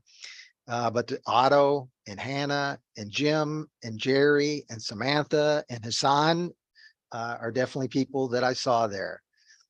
May and the Magic Bullet, which is Tim Flynn's thing, which I really think is awesome. But Chris and Sully and Chris McMillan were there.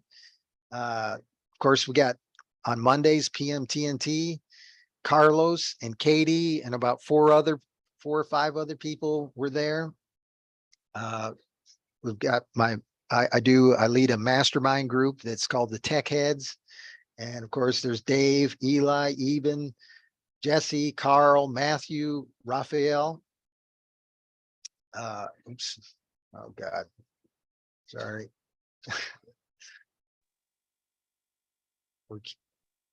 Okay. And then, of course, the real estate and business investment think tank, which is primarily my cohort with that one is Danny Lilly, but you'll certainly see Daphne, Evan, Oscar, and David in there as well. Stefano hosts the Movie Madness on Monday nights, which I think is awesome. He's probably going to convert that into a kind of a YouTube extra. And I'm telling you, it's going to blow up because he is great at it. But there's a bunch of people that show up for that, probably, 5 to 8 people. But I would say Herschel is the guy that I'm going to mention in that one.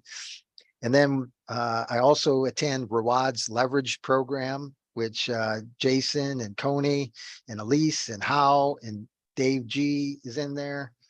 And then I do media relations, the meeting with media relations, and typically that's Stephanie and maybe Jerry and a couple other people, but I've already mentioned him. Practical parapsychology with Ryan. He did his thing last week, but I tell you, that's some valuable stuff. Wednesday's writing sessions with Sarah.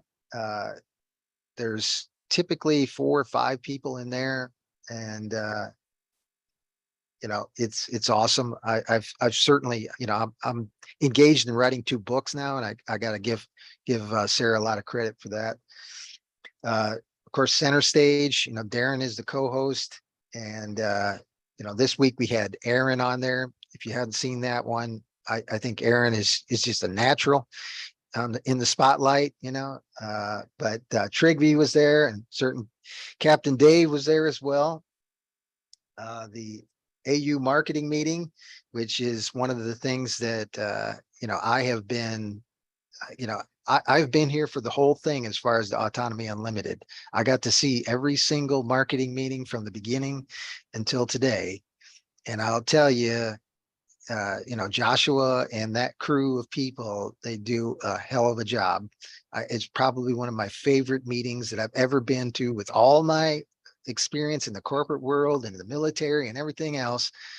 I don't think there's a better meeting than the AU marketing meeting. If you get a chance to check that out, it's great because it just starts with all the things that's happening, and it just pumps you up. It's like, yeah, we're winning.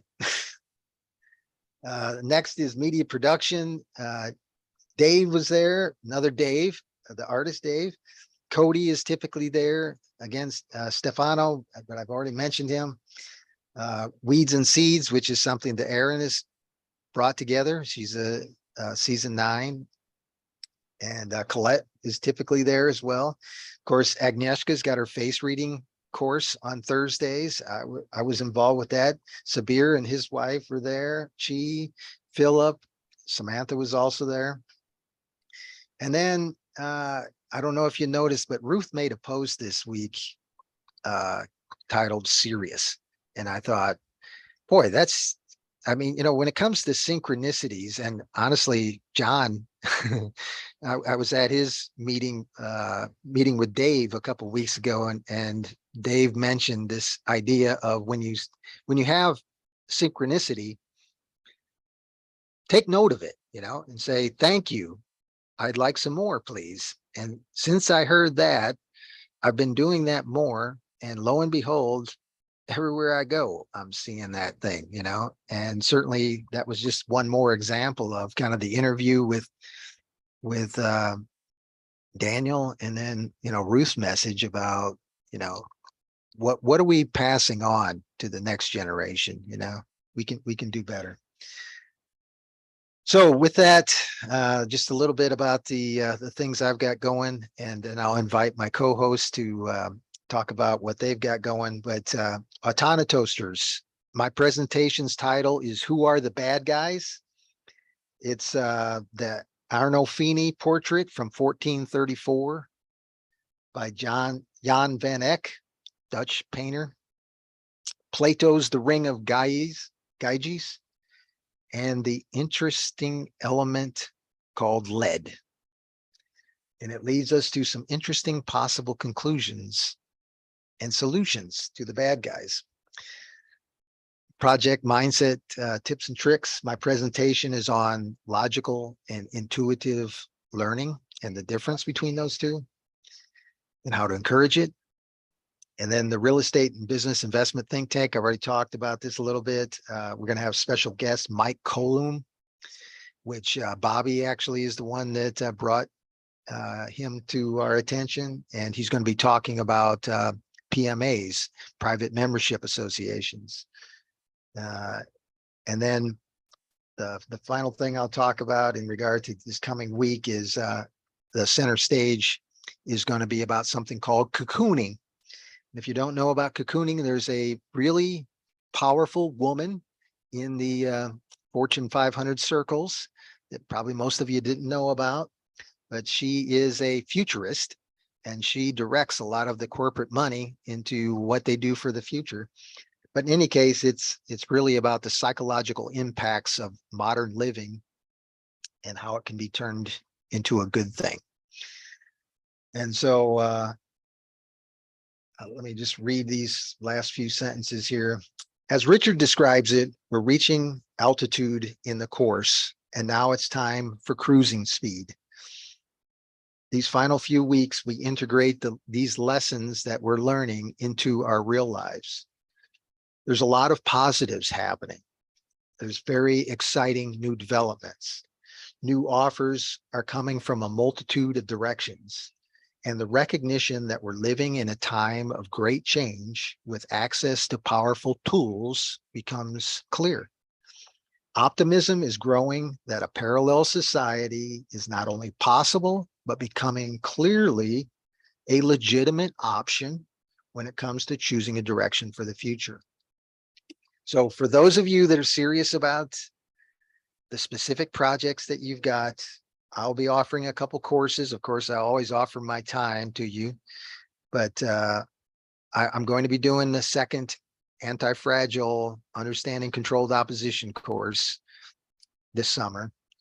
I'm also going to be doing something called the Power of Followership and the many important and necessary roles of followership. I'm going to try and fire up my Ethical Emergence course, and which should be accompanied by a book, thanks to several of you, including Sarah. And then we may, I'm still kind of trying to figure out exactly wants to participate in this, but an internal autonomy health summit is something that we'll be exploring. And maybe that's also something we'll be doing this summer. And with that, I'll go ahead and turn it back over to Samantha. Samantha, what are you looking forward to in the next week and this coming summer? Thanks, Mike. Just to say a few words on that, what you just did was great to, bring it full circle, highlight all the microcosms, what is going on inside of autonomy. And I think you are definitely one big thread linking them all together. I mean, it's incredible how you have an overview of all the people, what is going on, you're participating, you're writing 2 books, and count me in on the AutonoToasters. I had my real life event here, so this has been successfully done. So I have again more time in participating in these autonomy events. So definitely AutonoToasters, tomorrow's Q&A, and I don't even know, I will have to check the event. I would love to make it to the sales exercise, but it's a bit early or late, however you want to see it. And media production and Stefano's video editing tutorial. So that is for me. How would you like to share, Steph, what you are? Yes. So the things I was looking forward to the next week will be the center stage, and obviously more learning on CRO, and also the leverage call every Monday night, and Wednesday hot seat not hot seats, the accountability call. Okay, thank you. And during the summer, I think, I'm not very sure, but my vision would be maybe set up my website for affiliating something. We'll see. Do it. Okay, thank you. Dave, do you have anything you wanted to share still? I just wanted to recognize what a force Michael is, and let's make it happen. We got this.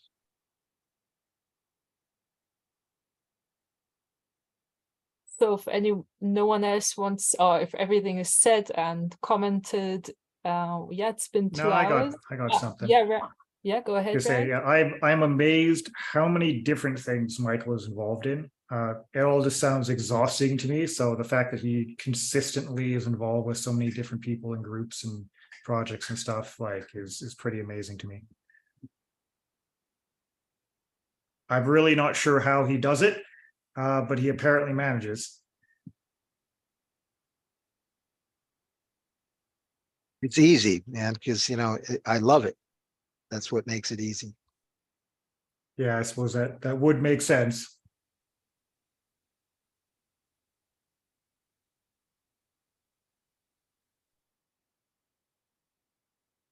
Just making sure that, yeah. Anyone else?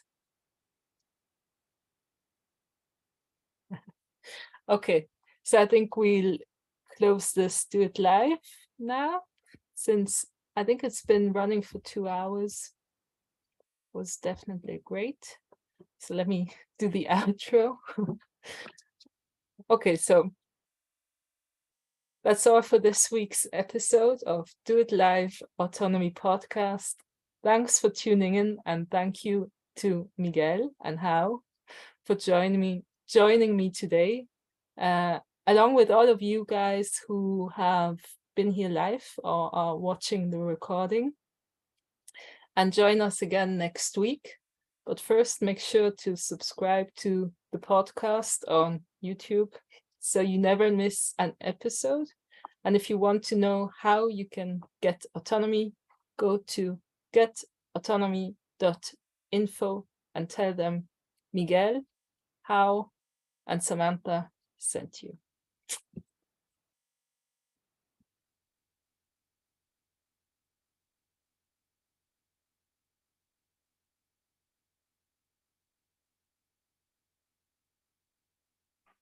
Ready, set, go.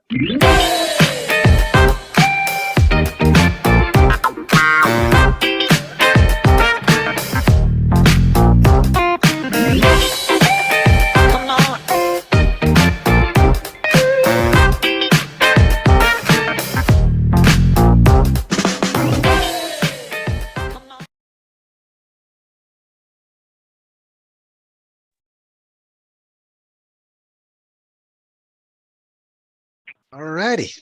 Good Hooray, night. the after show has started. Well played. What'd you think, Richard? That was an epic podcast. You guys all rocked it. Hal, you did a great PowerPoint presentation. Samantha, you triggered your complexity to host.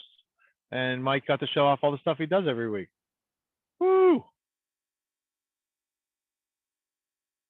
I like how she misunderstood. She thought she was co-hosting, Mike, right? Because last night, even in the slides, it said that you were the host, right? And she was co-hosting. So good for you, Samantha, for not making up excuses. Or not using the excuses you made up, because I'm sure you had a few. Well, I couldn't make the cyber polygon happen, so. That's the best one. Oh, sorry, Klaus made it, so I can't do this thing. Sorry. World is burning, but luckily I don't need to host. There's always a positive side. No, thanks, guys. I really appreciated Mike, especially, also you and How. So yeah. Yeah, well, thank you. Yeah, there was definitely some resistance to doing this, and we did spend a lot of time preparing to do this. We had like a month notice, but I think we did a pretty good job, and I do appreciate the teamwork. Yeah, and thank you. Like, and I think the how to say the rewarding is proportional to the stress before the do it live. How many stress I have is like how many reward I have.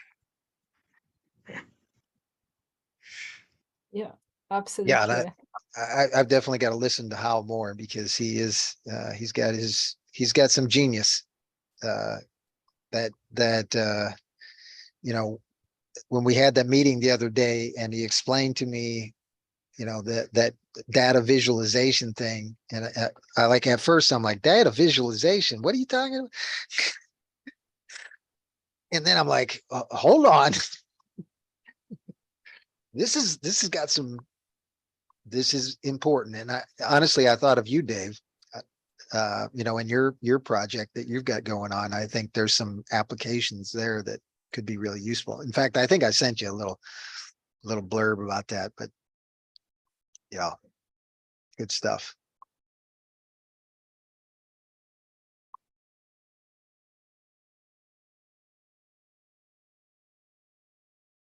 I guess also I'll mention on media production, we're actually doing a little mini project that I think is going to be really fun. Dave Randall is involved in it, and he's kind of the guy that came up with the grand idea.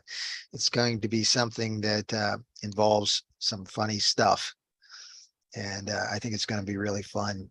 And I think there's a post, I'm not sure, but if there isn't yet, there will be.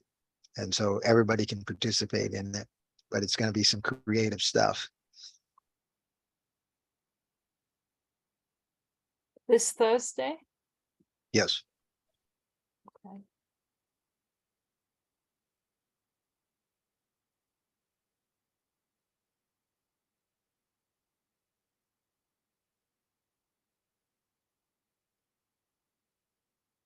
I think, or maybe it's just me, but I think maybe everyone's a bit tired. I want to say thank you. Go ahead, G. Yeah, thank you to Samantha, thank you to Hao and Michael, and this is really great. Yes, and see how you all grow, and yeah, it definitely give me some blood on my teeth. Want to try it myself, but yeah. So thank you very much. Great. Thank you, Chi. It's yeah, it was all pretty good. You guys did a very good do it live.